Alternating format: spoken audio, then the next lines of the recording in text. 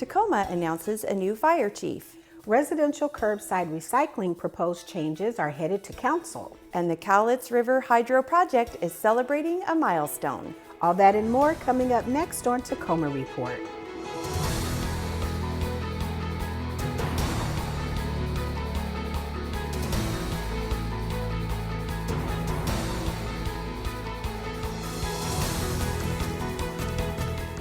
Hello and welcome to this edition of Tacoma Report.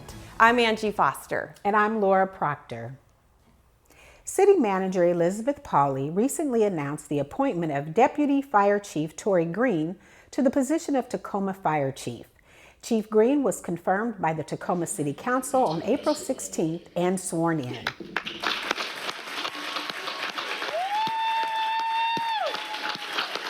I've met a lot of people in my lifetime, but Tori, there's something about your humbleness and your willingness to serve, and you take up some of those same qualities as the former chief, your kindness and your compassion. I am excited about this opportunity. I am thankful for the trust you put in me, and I am thankful for the support I receive from my family, from my dear friends, and from all of the community. And so I look forward to working with you. Over the course of his 26-year career with the Tacoma Fire Department, Chief Green worked under the leadership of 4 fire chiefs, including his predecessor, Chief Jim Duggan. Chief Green previously served as the Deputy Chief of Administration for the department for the last 7 years. Before that, he was Assistant Chief of Emergency Medical Services and Training and also the Medical Services Officer. Chief Tori Green is a Tacoma native who began his career with the department as a firefighter and paramedic. The 105-day Washington State legislative session recently wrapped up. Several of the policy goals the city of Tacoma had for this session were achieved. I thought it was a really good session for Tacoma. We had 2 bills that have been around for 3 years in a row relating to the Tacoma Dome and its leasehold excise taxes, and to some incentives for commercial office space in cities outside of King County. And those bills finally passed. And the third one that I'm really pleased, because we spent a lot of time working on it along with a lot of other people, was the state is going to share some state revenue with cities and counties to help with the problems of increasing homelessness and lack of affordable housing in communities. For more information about the city's legislative agenda, visit them online. With the warmer weather, highway construction on Interstate 5 in Pierce County has been kicking into high gear. The Washington State Department of Transportation wants you to be in the know about projects in advance so you can plan ahead. Visit tacomatraffic.com to learn about detours, traffic shifts, closures, and also the latest updates. You can even view the construction map featuring current and completed projects. A pilot program at the Tacoma Dome station may make weekday parking easier. The Pierce Transit Board of Commissioners approved a pilot voluntary reserve parking option program. The goal is to better manage demand during the morning rush hour commute. The pilot program will make up to 200 of the 2,400 parking spots available for reserve parking. 150 of the stalls in the pilot will be for single occupancy vehicles and cost $80 per month or $27 per month for those who qualify for an Orca Lift card. The remaining 50 stalls will be free for high occupancy vehicles with 2 or more riders arriving together. To qualify for a permit, riders must have at least 12 verified transit trips per month. Those without a permit can continue parking in the remaining 2,200 spots or use one of the reserved spots for free after 8 a.m. or on weekends. The pilot program is projected to be implemented this summer. Go to Pierce Transit's website for details. The Tacoma Landmarks Preservation Commission is recognizing excellence in local historic preservation efforts. On Friday, May 24th, starting at 6 p.m., the Commission will hold the Historic Preservation Awards ceremony and reception at Courthouse Square. Participants will enjoy a keynote speaker and tour of the event space. The free public event is being held as part of Historic Preservation Month. Visit the events page for information on this and other Historic Preservation Month programming. After the break, we'll get the latest update on residential curbside recycling proposed changes. And we'll learn about a helpful checklist for businesses. Don't miss it.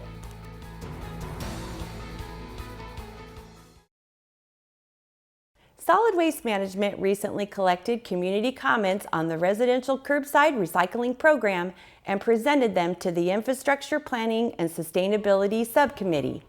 In response to the community feedback, Solid Waste Management recommended the utility maintain residential curbside commingling recycling service with minor adjustments to what is collected. This will include the stopping of curbside glass collection and provide satellite recycle centers and/or satellite glass drop-off boxes. It also includes adding a $3.40 surcharge per customer each month to cover the increased cost of recycling, and also provide resources for improved customer recycling education. The next step will be to bring these recommendations to the full council study session on June 11th. These changes will need to be formalized in a council resolution, which would likely be brought in June for official approval.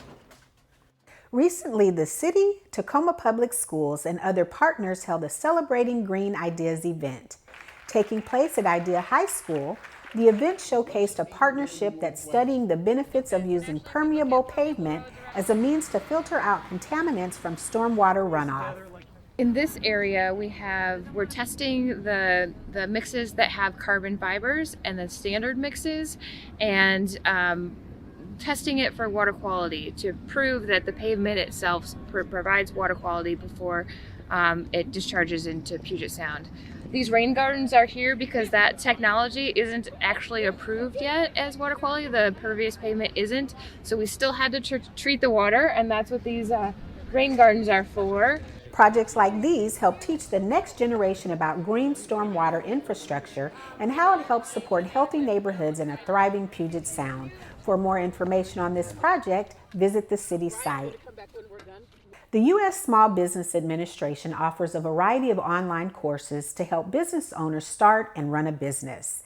The program includes information about business planning, the components of a business plan, and other resources. The program also provides an overview of legal requirements for small businesses.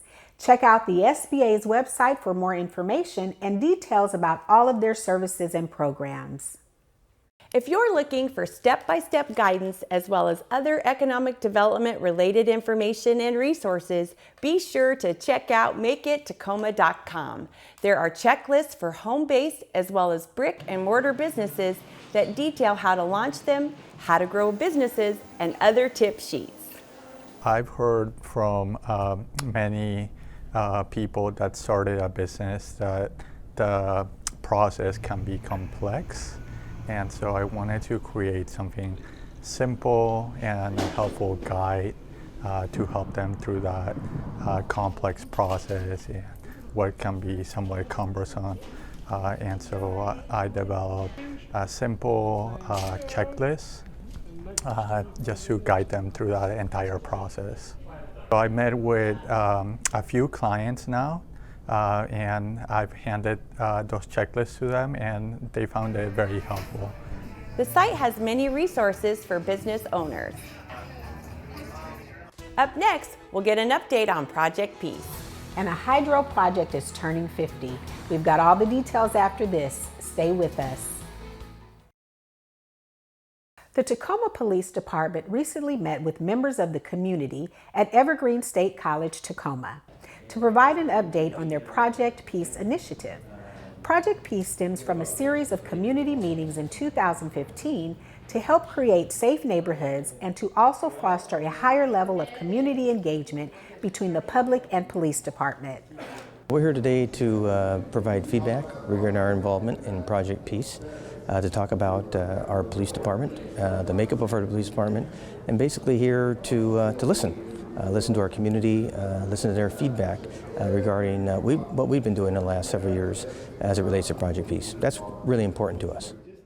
Community members gathered in groups to discuss progress the department has made and provide feedback on future efforts. Chief Ramsdale updated the group on the department's youth engagement efforts, workforce diversity, public oversight, as well as training. Everything from implicit bias training to specific issues like autistic spectrum training. To learn more about Project Peace, visit the Project Peace webpage.